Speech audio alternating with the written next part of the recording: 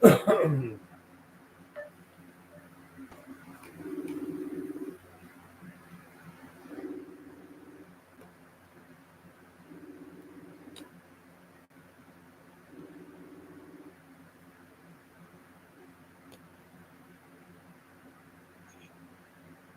Hello.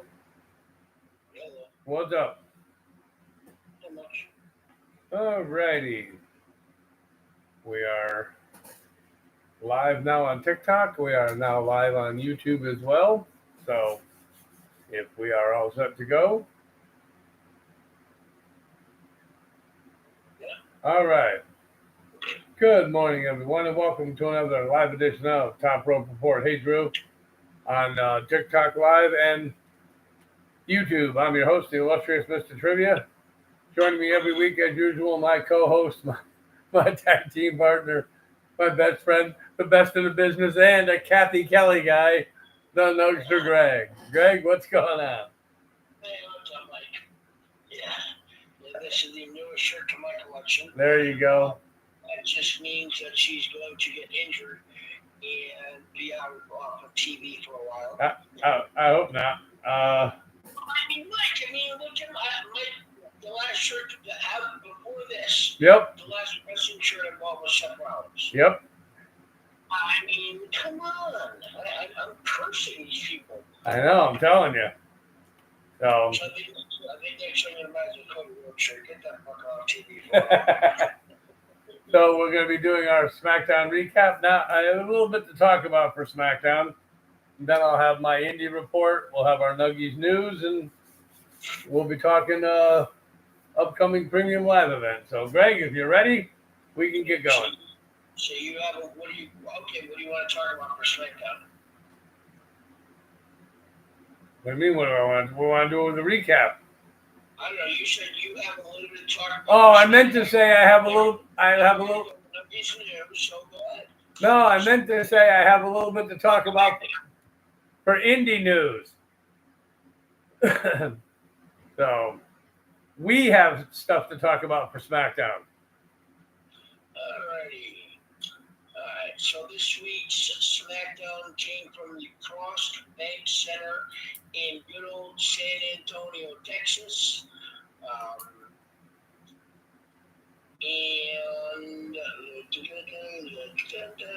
And this week's show, I didn't grade it, but it opened up with a little car accident outside the arena involving Solo Sikoa's whole group,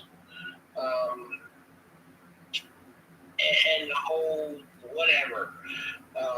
We went to the first matchup of the evening, and of course, SmackDown started with a match because Mr. 24/7 is with us, and he always talks about an opening promo.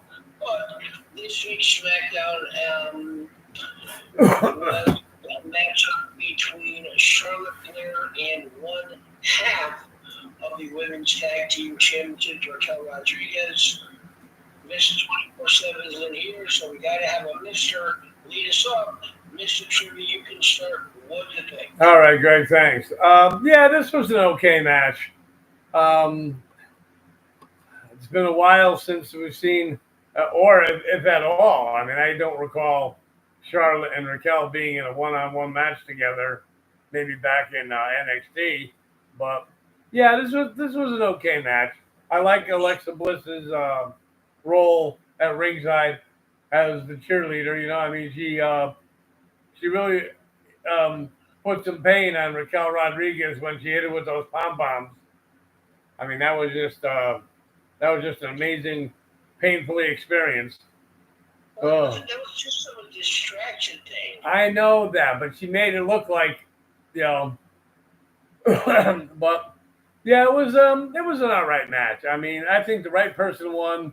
I really think that Charlotte and Alexa will get the tag team titles off of Raquel and Roxanne. But yeah, I thought it was a decent way to start off SmackDown. I gave it a C+.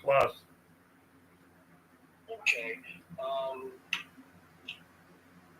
For a wrestler as experienced and as seasoned as Charlotte Flair is, this was a horrible, I say horrible, let me say that one more time, horrible display of wrestling by Charlotte Flair.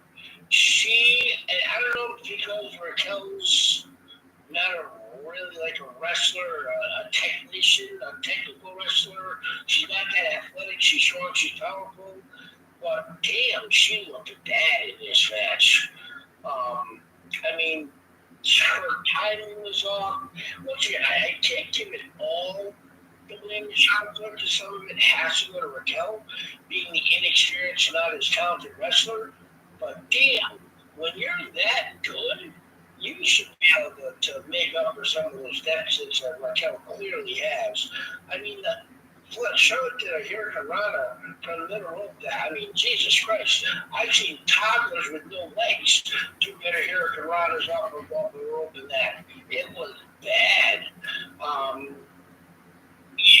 I mean, Alexa, she's still got that little orb on her. That one time she was walking kind of around and eat. You want to say Roxanne Perez, she kind of, got a little scared just with her walking to her. And you still, that whole, the Lily doll and the whole thing, still got kids like Buck. One day she's just going to join the Live Six. And I don't need it, don't want it, can't have it. Live Six doing fine in their own. But yeah, I mean, I thought this was, really did. I mean, both, Carmelo, Roxanne Perez and Alexa Bliss got involved in, towards the ending, which led to the natural selection to the figure eight for the win. No, it didn't. It was a cheesy roll-up by arguably the best women's wrestler in WWE history. What the fuck is that? You gave it a C+? Yeah. I'm a full letter grade below that with a D+. Alrighty. There was a little segment backstage, kind of funny, where Charlotte had the "We're Not Friends" shirt on, where it was revealed that they will have a tag team title shot against Roxanne and Raquel. Chip, you're yawning that so early in the show already? Well, yeah, like I said, didn't sleep much. Get some more. You should have coffee. Drink some coffee. Get some caffeine in you.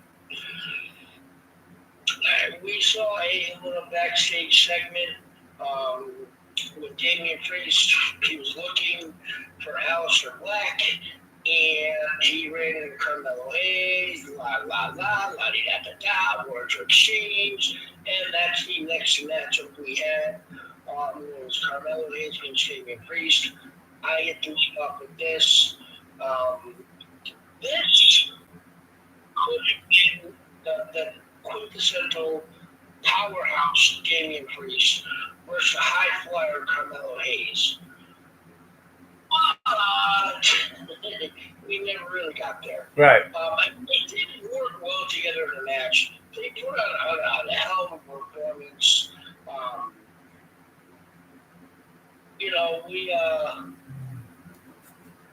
There's one point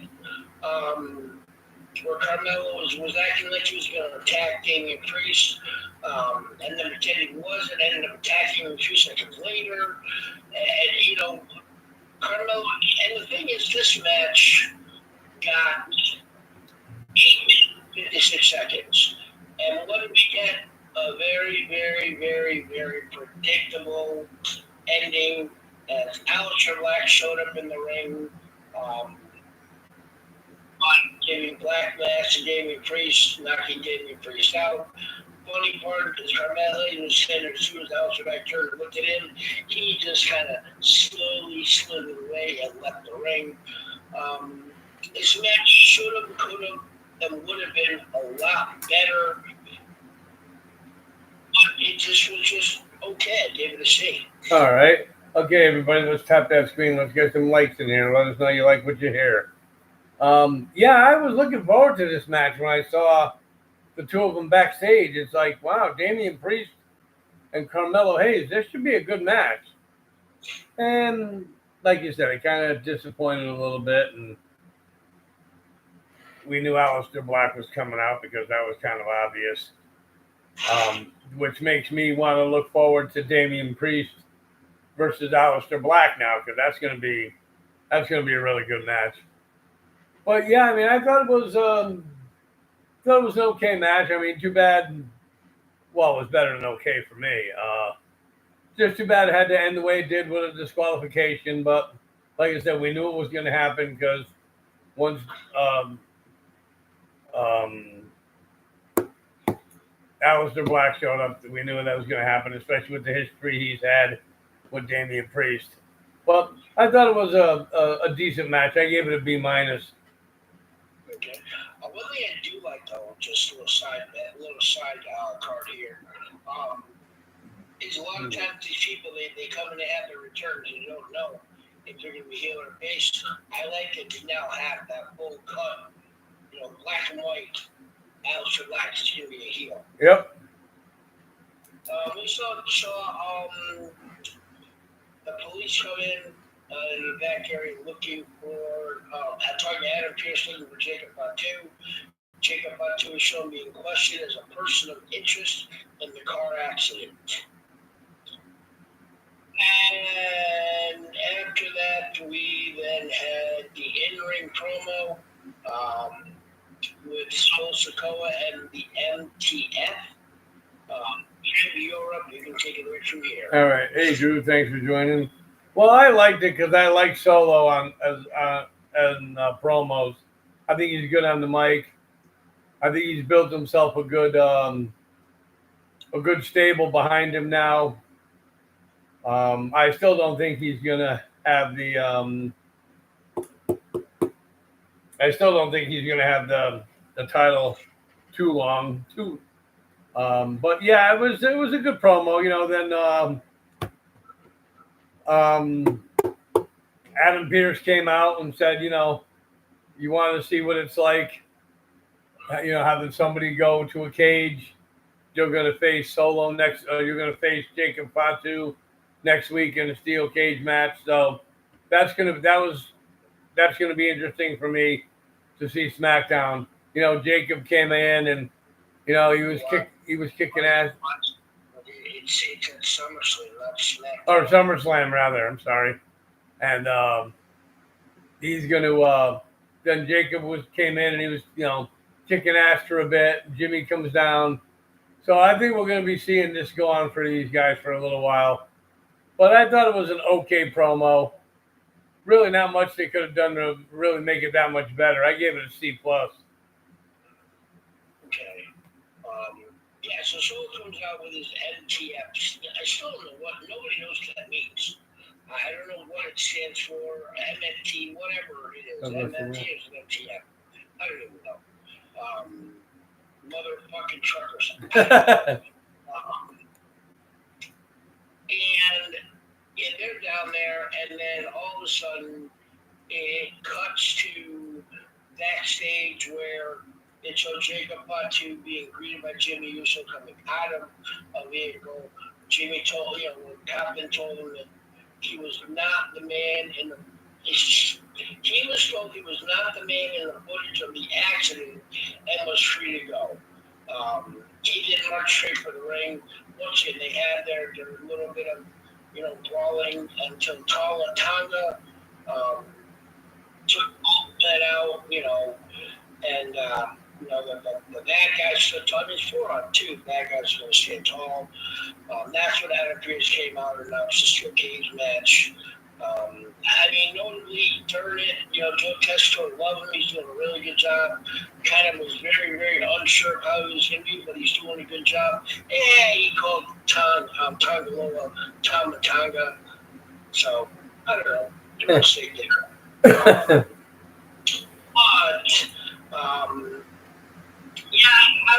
I'll give it a C+ for you. I didn't think it was that great. It was horrible. but it was just okay. All right. Well, Wrestle Rant's in here. Maybe he can tell us what that MFT stands for the Bloodline. Nobody knows. I know. No, I mean nobody. Oh, I'm sure people know what it means. They're not just gonna come up with 3 initials just out of the clear blue and say boom, you know. Okay, well, nobody in WWE or on any website has announced officially what NFT is. Oh, okay. Nobody knows. Okay.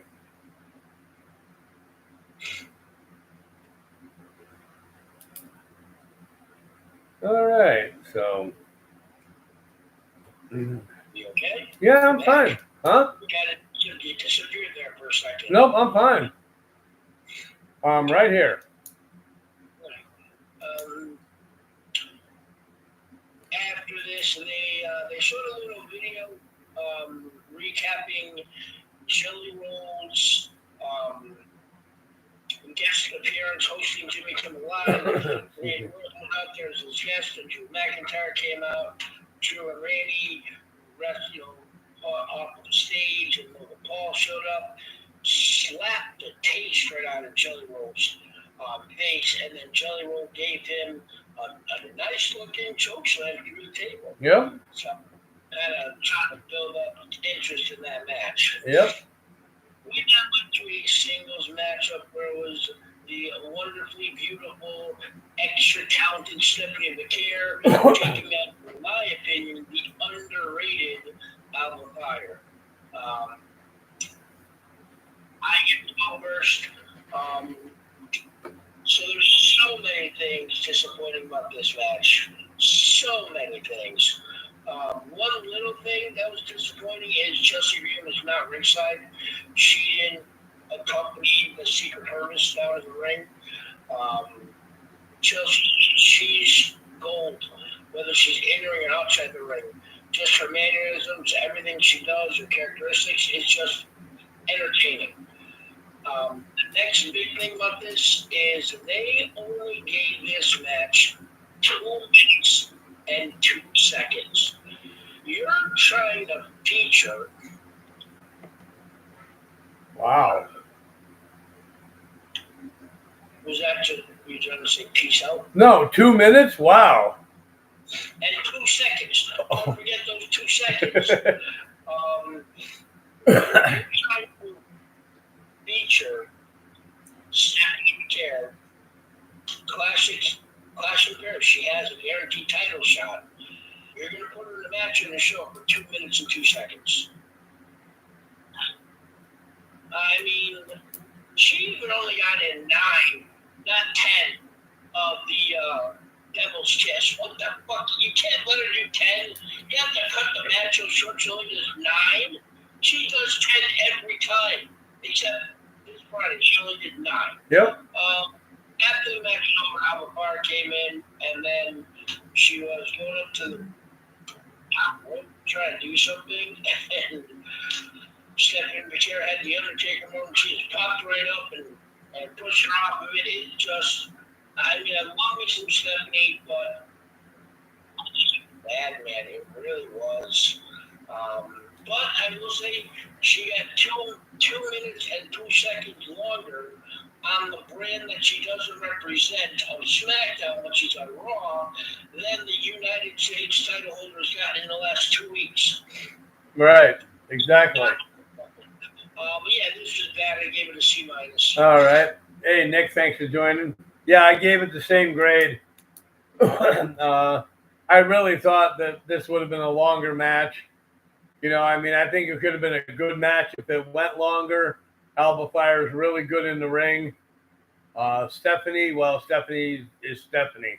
That goes without saying. But yeah, I mean, I think if the match had gone a little longer, we would have seen probably a really good classic match between the two. And so yeah, I just thought it was a disappointing way to have that match. I gave it a C- as well. Okay.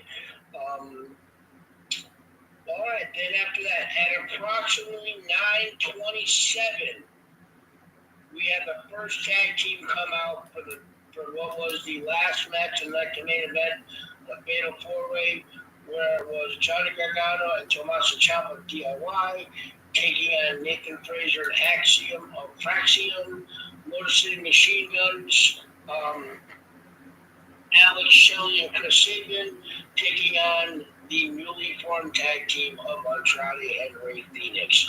Once again, that was at 9:27 that they started this with the first team coming out, which was DIY. Go to commercial break, come back, recap matches for SummerSlam, which is 2 weeks away, by the way. 2 weeks away. Not next week, not today, 2 weeks away. 19 days, whatever the fuck it was. And then the other guys come out, and then we get a matchup. You were up first for this match. Alrighty. Yeah, I knew my head was going to be on the swivel for this match. Because I was just, oh my God. These guys were going nuts. Motor City Machine Guns, DIY, they're just amazing in the ring, as well as Andrade and Ray Phoenix. Ray Phoenix, like you said, in a tag team match, but not with the one he should be with. And Fraxium. I still think that Fraxium is the better of the four teams, even though Andrade and Ray Phoenix got the win. I think that Andrade and Fraxium were the better of the four teams. I enjoyed this match. I thought it was really good, fast paced, and it's just, I mean, if we had a tag team division with these four, and then maybe the champions and one other tag team, I'd be happy with that division because those guys are just awesome. That's exactly what SmackDown has.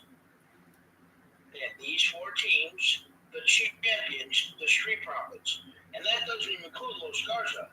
So they have 7 legitimate tag teams. Yeah. Okay. Yep. So I just thought it was a really good match. I thought it was a good way to have a main event. I gave it a B+. Okay. All right.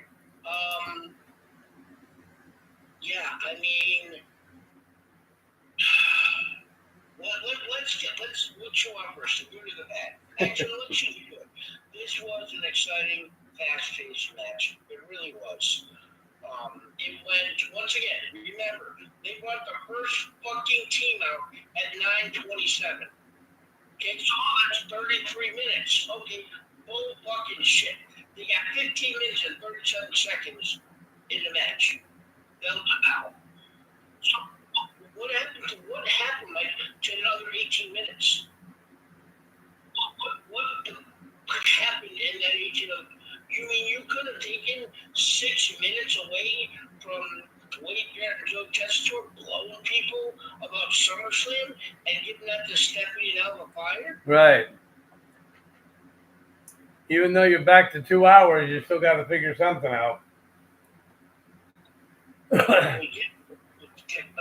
You just argued against my point. Oh, sorry. It's all right.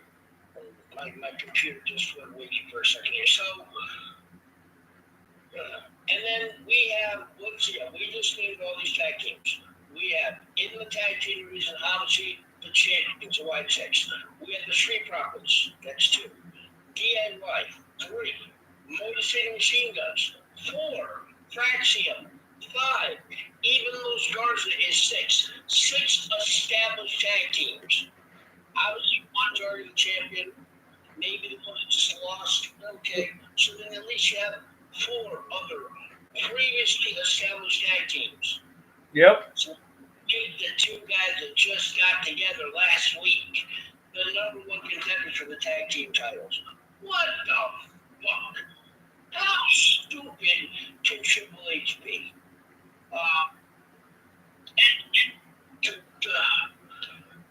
If there was ever a time that WWE needed to go commercial free for the last 30 minutes, it was during a match like this. You couldn't catch on to any momentum because every time things started going, they went to another epic commercial break. Yep. In this match, and it broke up the momentum both times. Yeah, okay, they did the side by side. Who gives a shit? I'm gonna magnifying glass to see that crap. Right. But back to some of the good things. I mean, Chris Sabin hit a suicide dive that looked absolutely awesome. Tommaso Ciampa hit Fraxium with a body slam from the middle rope to the floor, and it took out a bunch of people. I mean, that was wild.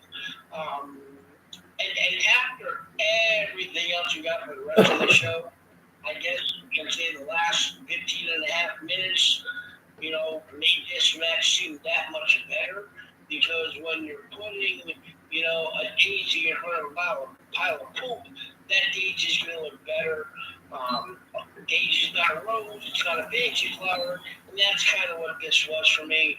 I give it just a straight up solid B. All right. Yeah, we also got to throw what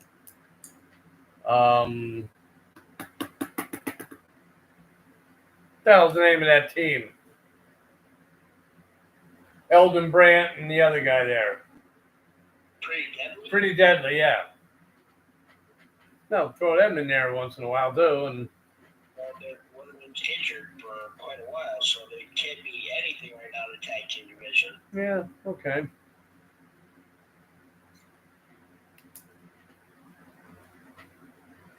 All right. So overall, what'd you give it?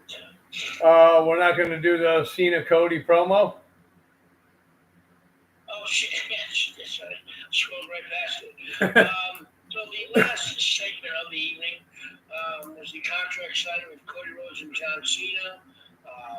I am up first, and this was probably, I don't know, the worst verbal promo I think I've seen with Cody Rhodes and John Cena. Cody Rhodes comes out, does his 5 minutes of talking, blah, blah, blah, blah, blah, blah. What do you want to talk about? I want to talk about you getting up on the microphone. That's what I want to talk about. And John Cena came out and asked Cody to sit down, said that he was not going to be at SummerSlam. He's just exhausted. I personally think that this was a jab from WWE. I'll get into that when I lead off Nuggies News. And then, he was thinking, he'll give him his title match, maybe at the Clash. Just he couldn't do it at SummerSlam. He's, physically and emotionally exhausted. Just can't do it. And as he was walking away from the ring, by the way, I love the shirt he had on, just a black shirt. I think that's all we should be seeing for John Cena, all these different colorful shirts. If you want to change the design to make city specific, but he changed the John Cena thing and everything went into just being John Cena. When they show his name on the screen, it's just John Cena. No banner, no anything. Yep. So why not just always do the black John Cena shirt and just change the specific design on it for each city? That's good. Cody then runs out, grabs him, drags him back into the ring, puts what you mentioned was putting him to a table, and then grabs the pen and the contract, and John Cena's hand puts the pen in and scribbles something on the contract. Okay. Look, what the hell does that mean? I mean, so now it's a street fight at SummerSlam. Why we needed to add a stipulation to John Cena versus Cody Rhodes is beyond me. I think maybe it's because of all the back and forth. John Cena and Cody Rhodes have no, we haven't had any of those. It has to be a streak fight because they've now fought 3, 4, and 5 times with no. We have. Yeah, get back to me now when you have that answer. I thought this was bad. I gave it a C. All right. Yeah, the whole thing I really didn't get nothing out of until the end when Cody went out and grabbed him and started beating on him and dragging him back into the ring. I noticed that when Cody was punching John Cena and John Cena was holding on to the belt, John Cena just happened to mistakenly toss the belt towards Cody, and he happened to catch it, and then Cody goes to hit him with the belt, which he probably missed him by like that much when he went to hit him. But yeah, I didn't really get much out of this. I mean, you knew John Cena's not going to miss SummerSlam, so it's going to be interesting to see the street fight. Well, I didn't see that coming because, like you said, there was really no stipulations made or mentioned or anything. So, but yeah, I mean, other than the ending of it, I didn't think it was that good either. I gave it a C. All right, so overall, what'd you think? Overall, I had to give it a C plus. Yeah, I gave it a C. Okay. Very weak C. I mean, a lot of botches. Stuff was too. Nothing exciting. Right. It wasn't that. I mean, other than Charlotte giving a very poor performance, the match quality was okay. It's just the results of some of the matches made no sense at all. Yep. I agree. So, all right, and that was our Friday night SmackDown recap. We hope you all enjoyed that. We hope you all enjoyed this part of the show too. It's my favorite. It's Nuggies News. So, Greg, what you got for us? All right, so first, I just took that little teaser with the whole John Cena thing. Now, this is my opinion only. Views and instructions kind of I'm out, no way reflect on anything else with the show, tribute, nothing. I think WWE was taking a little jab at someone.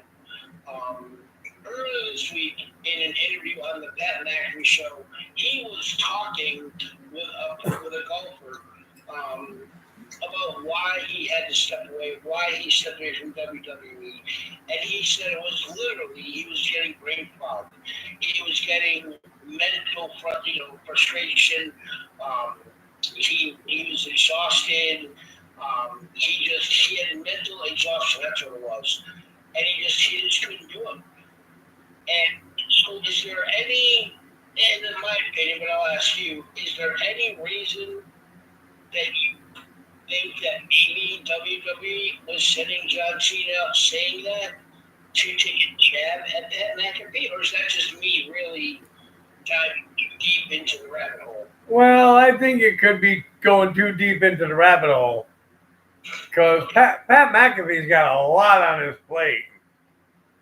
I mean, he's got more on his plate than anybody I know. But yeah, I mean, if he comes back, hopefully he'll come back and it'll be great. If not, well, it was fun seeing him. Okay. Monday Night Raw is Monday night. One night a week. There's not 7 Monday nights, right? There's only one, correct? Right. Okay. Okay. Yes, he does a talk show for ESPN every day from noon till 3 o'clock-ish. 2 hours on ESPN, the last whatever hour shows on YouTube. Entire shows on YouTube. And that's at the Thunderdome in Indianapolis. Okay. So, getting from Indianapolis to wherever Monday Night Raw is on Monday is a chore. Not easy to do. He has done remotes where he is somewhere on a Friday for College Game Day, which is Saturday. And he'll be on location wherever College Game Day is on Friday, and the rest of the show and everything else is handled from the studio. You don't think that WWE would allow him to do his portion of the show from the fucking arena at the commentator's desk? All you gotta do is ask. Yeah, I know. I mean, you got a kid, yeah. But you gotta understand, WWE is paying you ESPN is paying him $17 million, so he can do whatever ESPN wants. I think this is ESPN's doing as well. But anyways, back to Nuggies news. That was my little rant in the beginning. I've got some rumors here. Want you to buy or sell the rumors? I'm going to give you these rumor and why they say you easy to buy or sell it. First one, although there was some very negative vibes around Evolution 2 with the timing of the show, the very, very, very rushed as a team promoting of the show, and how they kind of threw it all together in a week and a half.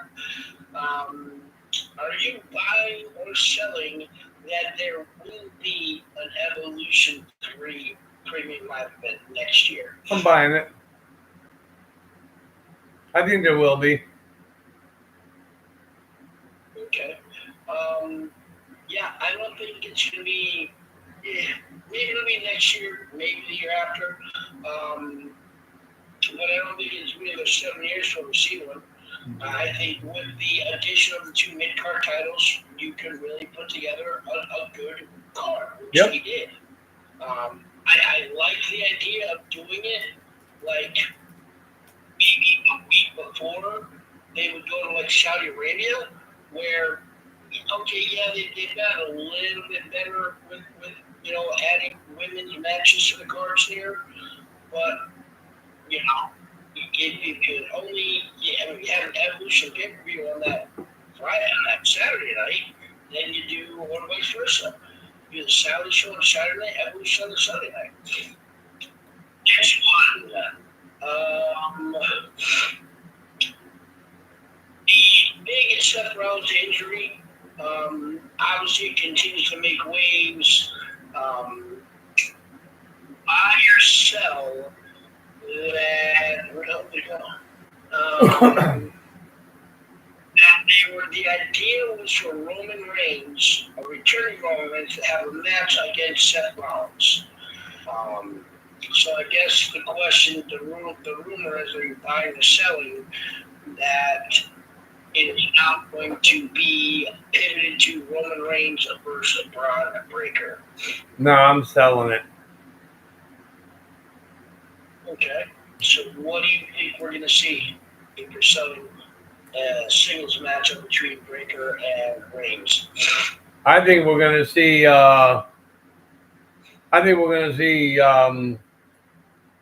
Roman Reigns and Bronson Reed first.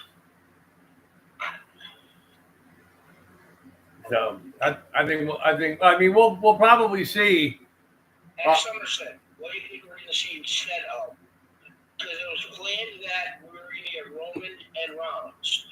Now the plan is quote unquote pivoted to Roman versus Braun Breaker. You think that a SummerSlam matchup, bigger matchup, is Roman Reigns versus Bronson Reed than Roman Reigns versus Braun Breaker? No, but I can tell you what I think they might do. That's what I'm asking. I think they're going to have a tag team match. Roman Reigns and Sami Zayn against Bronson Reed and Braun Breaker. All right, so hold on a second. Give me there. Hold on. Just wipe your mustache. Because I think the glue that you're snipping is still stuck in there. Maybe, just maybe, when the OTC1 came down and rescued certain people, a certain someone was sitting down in the ring. He then extended said OTC's one hand down to help bring up main event Jey Uso. I'm sorry, dude. If the seeds are not planted for Reigns and Uso to take on Reigns and Booker, I don't know what we were doing. Trying to forget about that. Top five. Next one. According to Brian Alvarez on the Wrestling Observer, quote unquote, multiple sources have claimed the injury to Seth Rollins is a work in order to make a money to make briefcase cash in attempt much more shocking. Are we buying or selling that this injury is kayfabe? I'm selling it. Oh my, and I want to find Brian Alvarez and punch him in the face for it. I don't get that. I mean, he was in an interview with, oh my God, what's this guy's name from ESPN? Rich Eisen. And he asked him about it, and Seth Rollins quite simply said, well, you know what? I went to Alabama, they've got the best doctors. Everybody knows. What's your name in Alabama? I forget his name. Every athlete, pro sport athlete, they all go to this guy. And that's where he went. His knee's too swollen for him to do any real testing. Can't even really get anything out of an MRI. So he's got to stay in a crutch for a couple weeks, let the swelling go down. But he says, I know my body. I'm going to be out for an extended period of time. But in other injury news, we all saw before WrestleMania, Kevin Owens would have been scheduled to face Randy Orton. Said he was going to have neck surgery, and he has finally actually undergone successful surgery on his neck injury. Doctors want to let it do this, want to let it do that, want to do this, do that, and then all of that happened, and he's finally had surgery.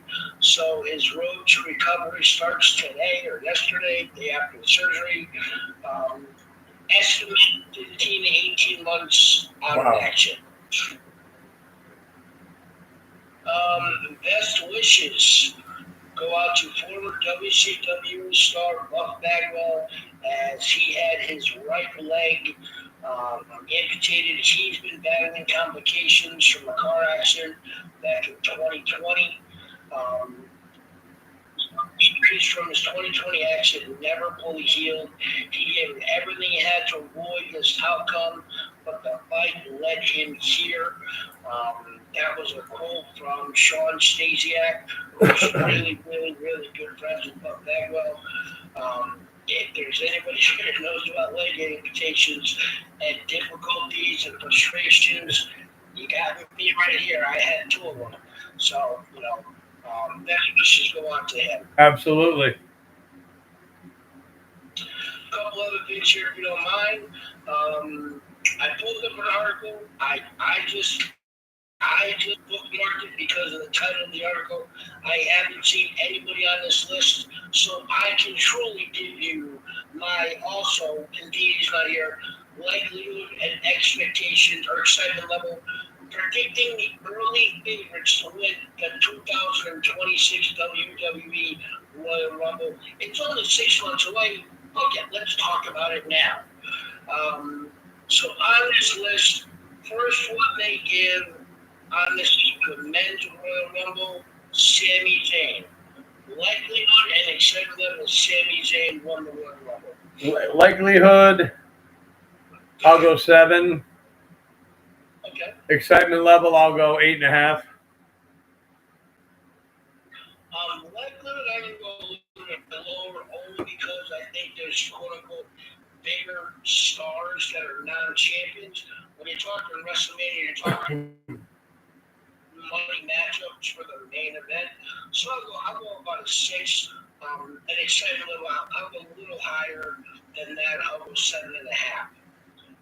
Next one on this, I'm trying to slowly scroll, so I'll let you a name at a time. CM Punk. Likelihood, 8. Excitement level for me, about a 5.5. Okay. Likelihood I'm going to go, honestly, I'm going to go to about, I mean, because he had his WrestleMania main event moment this year. That's one thing he wanted. He's had his marquee championship matchup. He won John Cena. So he's had his moments in the sun. I think the sun's starting to go on the other side of the mountain there. So I'm going to go likelihood. I go as low as a 4. Excitement level, yeah, I'll move a lower. I'll go 3. I don't really care to see CM Punk win it. On this list, the Scottish Warrior, Drew McIntyre. Likelihood, I'll go 8. Okay. Excitement level, I'll go 8 as well. Yeah, likelihood, I'm almost there. Remember, I'd say it'd be about a 7. Excitement level only because eventually they're going to put a title on this guy and he's going to run with it. And I think that could be next year. Next name on this list is they won't do the women's. Only 3 minutes. So let's do a retort. Of the 3 men that they listed, same as CM Punk, Drew McIntyre, who's most likely of those 3 to be the winner? Drew McIntyre. So the first one on the women's list, Roxanne Perez. Likelihood, 4. Yeah, I agree. Excitement level, 5. I think she's just too small. I think she's too tiny. Okay. What are your thoughts on Liv Morgan? What are your thoughts on Alexa Bliss? Okay. What are your thoughts on Asuka? She's an inch smaller than Asuka. Yeah, but same height, Alexa Bliss, an inch smaller than Liv Morgan. So they can't take because she's too small. well, Roxanne Perez probably could. In my opinion, I don't think Roxanne Perez can lace those 3 boots that you just mentioned.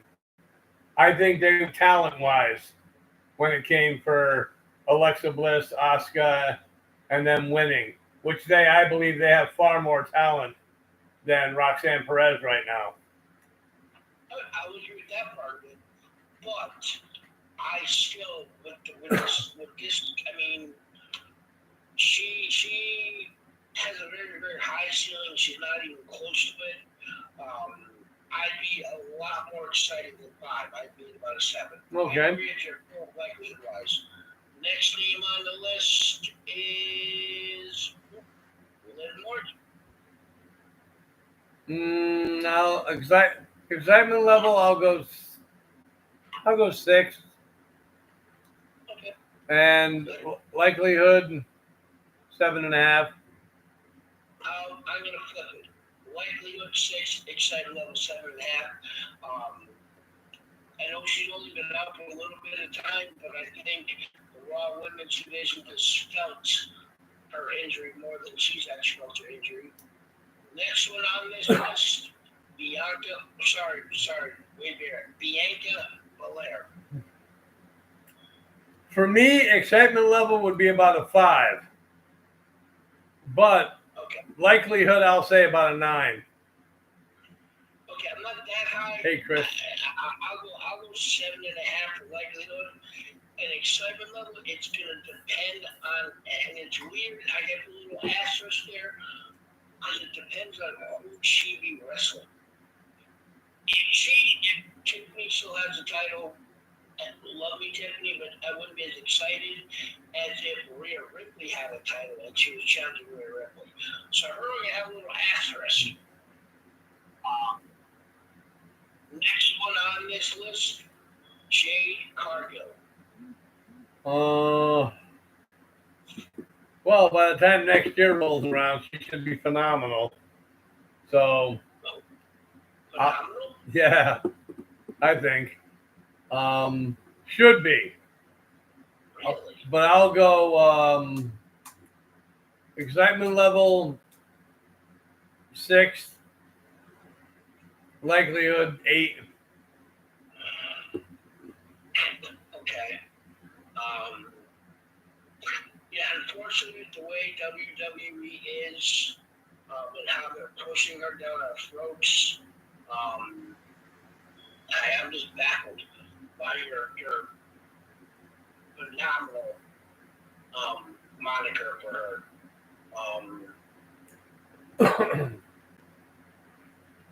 Doubt likelihood shoving down my throat 7 and excitement level about a 2.175. Okay. I just don't think she's talented in the ring. She hasn't shown me at all in the 2 years that we've seen her that she's going to all of a sudden be this phenomenal wrestler. She's horrible on the mic. She's okay. She's strong, but she's not as strong as they put her off to be. If you remember in tag team match with her and Bianca, whenever they did a double thing, she always picked up the smaller one, where Bianca picked up the bigger one every time. But of those four that they listed, Roxanne, Liv, Bianca, and Jade, who do you think would be most likely to win Women's Royal Rumble next year? Bianca.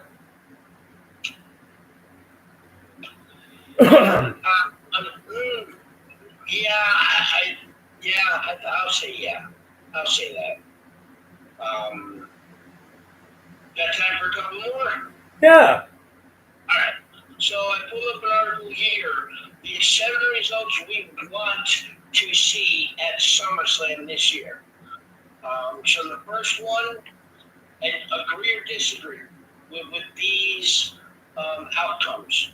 John Cena loses the WWE Championship back to Cody Rhodes. I agree. Okay, do you agree that that'll happen, and do you want that to happen? We're doing two-fold. I agree that's going to happen. Okay. And is it something you want to see happen? Yeah. Okay. All right.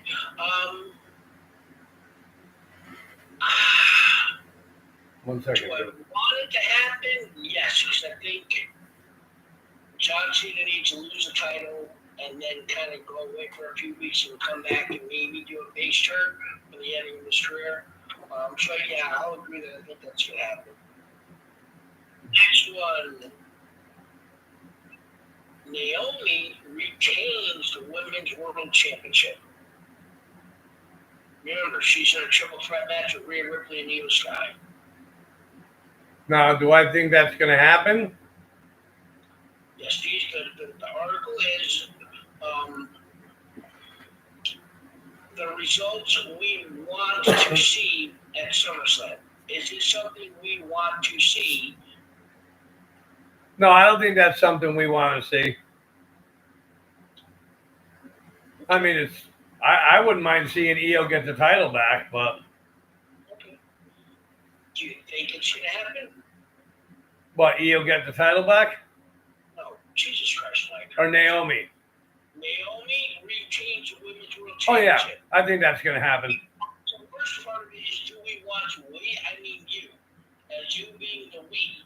Do you want to see that happen? And do you think that that's going to happen? No. We don't always think that something's going to happen that we want to see. So, do you want to see Naomi retain? No. Do you think, though, that she is going to retain? Yes. Okay. If that makes sense. Yeah, that's perfectly making sense. All right. That's exactly how it is. Next matchup that we want to see at SummerSlam, Charlotte Flair and Alexa Bliss capture the WWE Women's Tag Team Championships. Do we want to see this? Yes. Do we think this is going to happen? Yes. I agree wholeheartedly. You don't put a tag team like Charlotte Flair and Alexa Bliss together to not have them on the title, i.e. Jade Cargill and Bianca Belair, i.e. Sasha Banks and Bayley. Next one, Braun Breaker and Bronson Reed defeat Roman Reigns and Jey Uso. Do we want to see this? No. Okay. Do we think we see this? Yes. Oh. Okay. I'm going to be, well, for me, it's tough. I hope for no contest because if this tag team happens, my fantasy Braun Breaker and my fantasy Jey Uso both get points. So I want it to be a no contest, but I think that if this tag team match happens, we are given. I'm not going to say a Seth Rollins replacement, but a new member of their little faction Right. to help them win. Yep. Next one. Lyra Valkyria vanquishes Becky Lynch and wins the Women's Intercontinental Championship.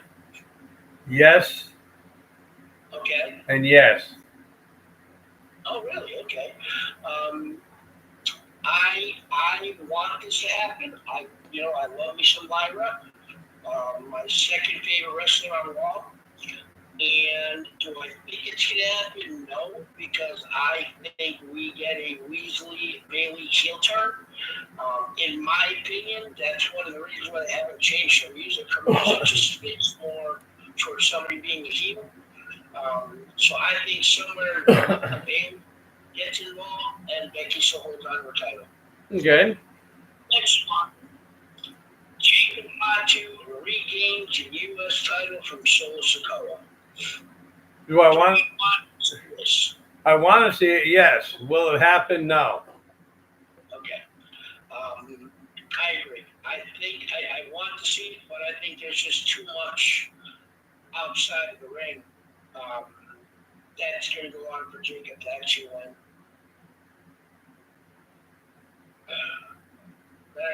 This one. Next, the last one they have, Seth Rollins steals the World Heavyweight Championship from CM Punk. Yes. Yes, you want to see that happen? Oh, no, I don't want to see that happen. Yes, I think it's going to happen. So, all right. So, this is now twofold. So, first and foremost, CM Punk has to be Goldberg. And then secondly, Seth Rollins, who's walking around on crutches because his knees the size of Oh, that's right. This is SummerSlam. That's right. And cash in and beat CM Punk. That's right. This is SummerSlam. That's right.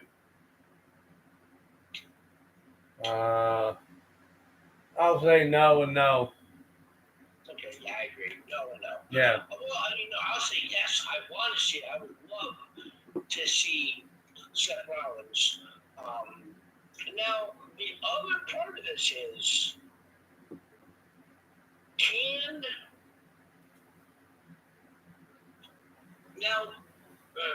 it doesn't say he wins the title from CM Punk.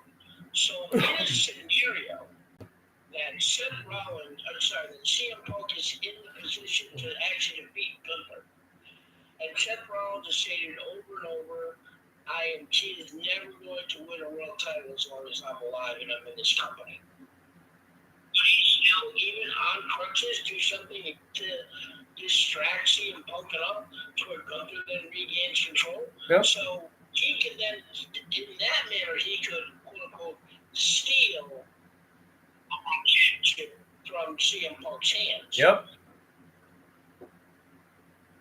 And that is what I have for Nuggies News this week.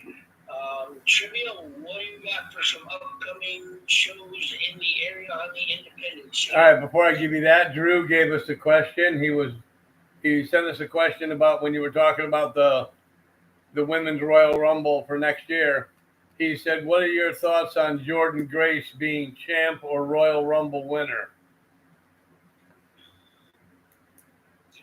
I don't see her being a Royal Rumble winner next year. Nope. I think there's many women in the division that are in the pecking order ahead of her. I know WWE has high thoughts for her, but we've already got one powerful, untalented wrestler and Jay Cargill on the main roster. We don't need another one to join the race. Right. Okay, we have Northeast Wrestling. Are you going to answer the question? Oh, I mean, yeah, I think I agree with what Greg said. I don't think we're going to see her win the Royal Rumble. She'll come close, but I don't see her winning the Royal Rumble. And as far as her being champion, I don't see that happening for a while yet. Do you even see her being on the main roster by the Rumble next year? Oh yeah. Really? Yep. I don't. I think she's an NXT through standing deliver next year. Oh, okay. If they haven't brought her up yet, why are they going to bring her up now? True. They brought her up saying stepping in the chair to Julia. But why wouldn't they have just brought her up then? Yeah, true. So, all right, my indie shows here. Northeast Wrestling, Sunday, July 27th at the Lebanon County Fair from 12 to 4. They're going to have 4 big matches, highlighted by the Northeast Tag Team Champions. We have seen them on TV numerous times already. Swipe Right will be on the show. Wrecking Ball Legursky, Waves and Curls will be on the show. That's Trayvon Jordan and Jalen Braden. A women's match, Rebecca Scott will be on the show. The NEW champion, Victorious BRG, will also be making an appearance. Yeah, I have trouble reading your handwriting. Yeah, Julian Goslin will also be on the show. For more information, you can go to www.lebanoncountyfair.com, and for tickets, you can go to www.northeastwrestling.com for tickets to that show Sunday, July 27th. Now, Northeast Wrestling usually is the one that's at the North Haven Fair too, right? Sometimes, yes. Yep. Pure Vanguard Wrestling will be appearing August the 4th at 255 West Street at the Bristol Boys and Girls Club. Do not have any information on who will be on the card yet. And also on August the 4th, Paradise Alley Pro Wrestling will be hosting a seminar at the school at 662 Co Avenue in East Haven, Connecticut. And that seminar will be hosted by EC3, Ethan Carter III, TNA Wrestling Superstar, will be at Paradise Alley Pro Wrestling, handling the festivities for the seminar. Also, Test of Strength, July 25th, Dudleytown Brewing Company in Windsor. There will be a 6-man tag team match. Bobby Ocean, Terry Adams, and the Underground King versus Sammy Diaz, Ichiban, and Dustin Flash Waller. That's a hell of a threesome right there. The tag team titles will be on the line. The Mission of Dan DeMann and Stan Michael will go against Counter-Strike. Andy Brown in singles action. He's got his work cut out for him as he goes against Wrecking Ball Legursky. The tag team match, Super Fro and Young Boy versus the Wild Jamaicans. Patrick Saint will be doing battle with former WWF wrestler Dijak. And Patrick Saint will have Red Sawyer in his corner. Then they will also have a women's title match, triple threat. Evie De La Rosa will defend against Celine Fairley and Selena Kikata. Mecca versus Ox Adams. So that is definitely something that you want to check out. That is Test of Strength Wrestling. July 25th. I also have Blitzkrieg Pro, which we're going to be, which is a little ways down the road yet. That's October 8th. But I do have a little bit of information on that, so I will mention it right now. Really? Yep. Form. I was thinking that. I was thinking it was October. I thought it was August. Nope, October 8th. TNA wrestler and NXT wrestler Zach Wentz will be making an appearance on the show as he goes against Charles Mason, Oro versus Andy Brown, and Bobby Orlando versus Tommy Invincible. They will also have a 5-way scramble. The winner will become new #1 contender for the women's title, as it will be Perry Von Vicious versus Ash versus Fox versus Kirby Wackelman, and a mystery opponent. So they don't have the mystery opponent. Mike, that Blitzkrieg one you're talking about. Yeah. August 10th. Oh, shit. I put down October 8th. I'm sorry. I stand corrected, everybody. Thank you, Greg. That is August 10th. Blitzkrieg Pro Wrestling. August 10th. Yeah, because this website lists the day first, then the month, then the year. Okay. So when it's 10/8/2025, that means the day of the 10th day of the 8th month of the year 2025. Okay, and that'll be at the Old Country Banquet Hall. So definitely check out those independent shows that are coming up in the near future. Connecticut is the hotbed of wrestling excitement. So,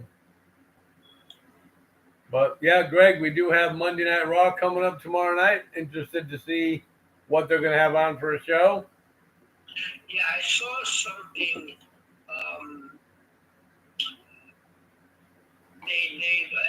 I saw 3 matches that have been unofficially advertised for the show. I think these were matches.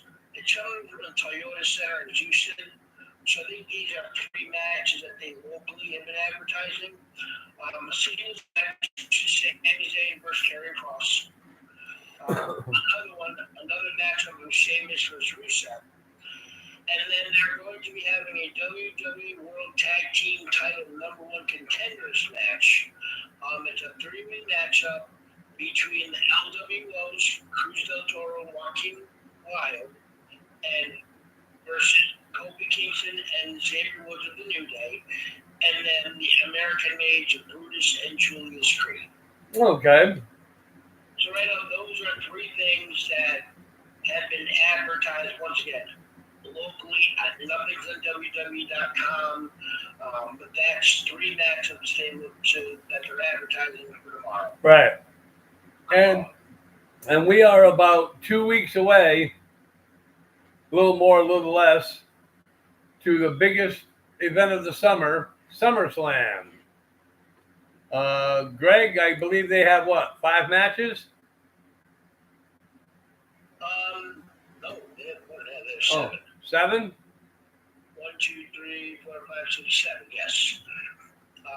So currently they have officially the WWE World Heavyweight Title match, Gunther defending against CM Punk, the undisputed WWE Title match, a street fight, John Cena versus Cody Rhodes, a women's world title triple threat match, Naomi defending against Io Sky and Rhea Ripley.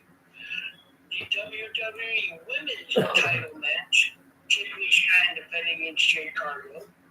The United States title steel cage match, Solo Sikoa taking on Jacob Fatu. Then the Women's World Tag Team title matchup, the Judgment Day's Raquel Rodriguez and Roxanne Perez defending against Alexa Bliss and Charlotte Flair. And then the Dream Tag Team match, Drew McIntyre and Logan Paul against Randy Orton and Shelly Moore. Okay. Now, for a lot of you people out there that are tuning in, if you don't know, I believe that this is, I guess, Survivor Series and SummerSlam mixed up. SummerSlam is 2 nights, correct? Yes. Okay. So SummerSlam will be 2 nights. We don't know which night the matches are going to be on. No, we've only got 7 matches. Yeah. So we don't know. Okay. Yeah, I mean, I think there's a few other. Hold on 1 second. They didn't list. I could have sworn Lyra and Becky was official for SummerSlam. I thought it was too. I thought that was a triple threat match that they had already agreed on for SummerSlam. This website's not updated. That's the 8th match. Oh. Becky Lynch defending IC title against Lyra. Okay. So right now we don't have a matchup on the card for either of the men's tag teams right now at SummerSlam. And Julia, who I think is in a witness protection program because she hasn't been seen on SmackDown since she won the title. The only time we saw her was that 3.5-minute appearance she had at Evolution in the Battle Royal. Right. So, all right. So that is our SmackDown matches right now. There are, like Greg said, right now there are 8.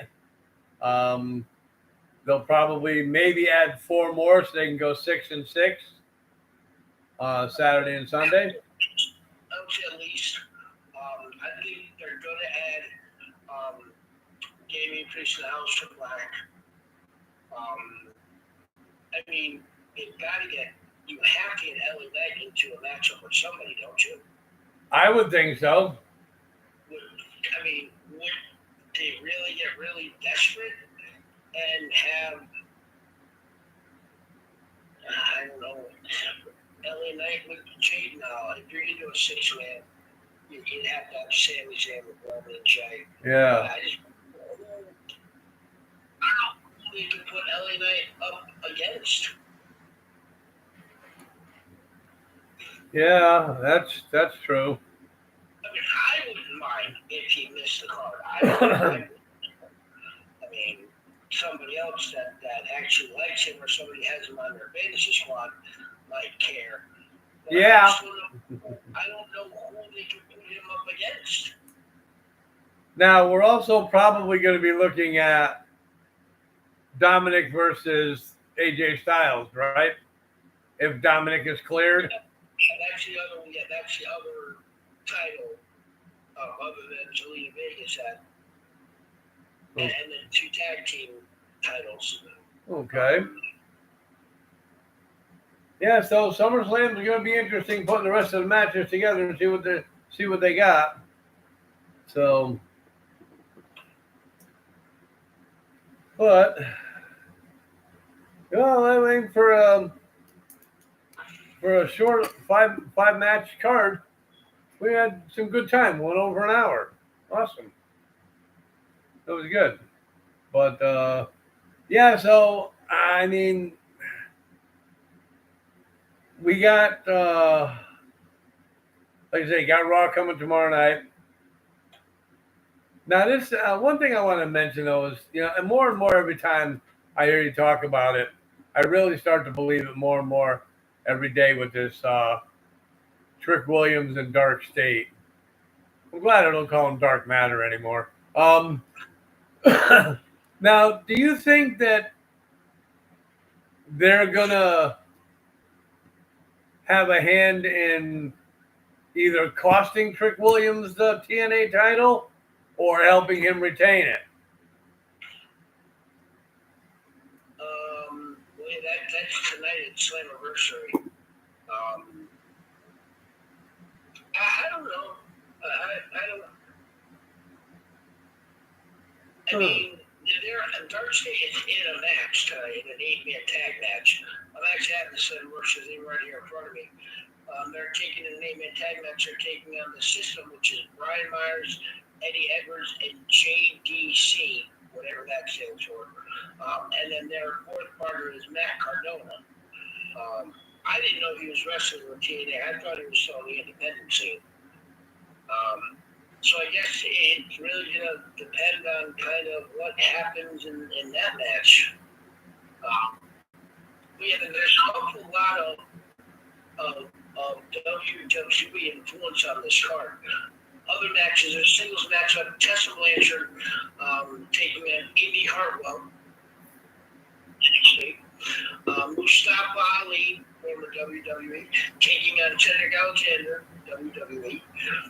The World Tag Team title 4-way ladder match. The Nemesis, Nick Dolph Ziggler, and his brother Ryan, taking on the Rascals, Trey Miguel and Zachary Wentz, against First Class, which is AJ Francis, i.e. Top Wappa, and then Casey Navarro, and then the other tag team in that matchup is the Hardys. Checking that. The TNA X Division title match is the only, as far as I can remember, other than a one-off match, the only two wrestlers that have never been in WWE. Moose defending against Leon Slater. Okay. The TNA World Title Triple Threat match, Trick Williams against Johnny Mike Santana, and then the TNA Knockouts World Title / WWE NXT Women's Title match where winner takes all. JC Chain taking on Masha Slamovich. Okay.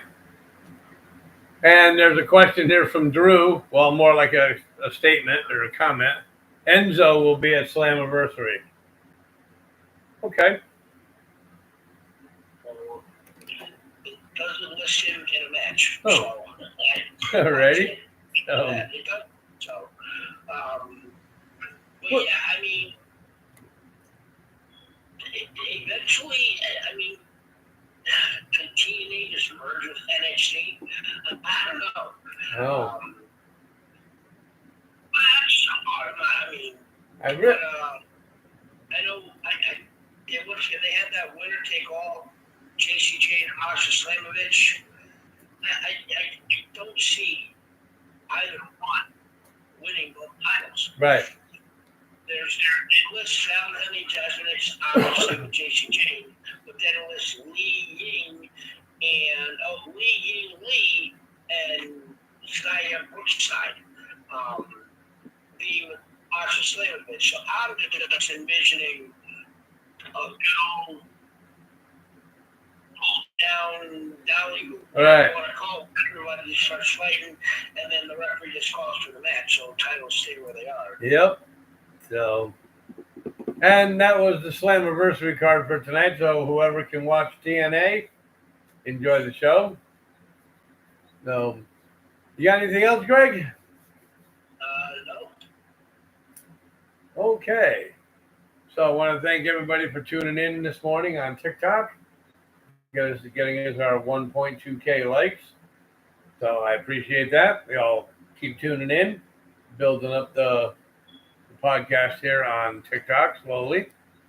So on behalf of the Nugster Greg, this is the illustrious Mr. Trivia for Top Rope Report, saying thank you all for tuning in, and we'll catch you on Wednesday. Later.